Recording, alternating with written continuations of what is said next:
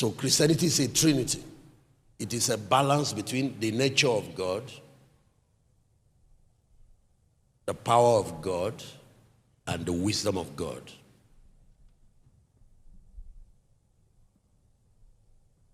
The wisdom of God deals with competence in any field. The know-how in every field. The nature of God deals with the moral stamina, the moral foundation for your life. Don't think that integrity and character is only needed so you can go to heaven. It is the foundation for every type of lasting success.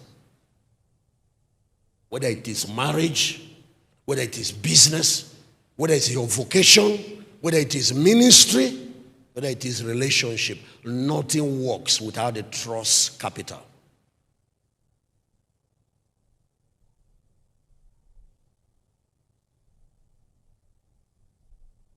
Don't think when we're teaching you to walk in godliness that we're only teaching you, preparing you for heaven. No, godliness. Bible says physical exercise profited little, but godliness profits in all dimensions. It has benefits for this life and for the one to come. It will take you to heaven, but it will make you successful here.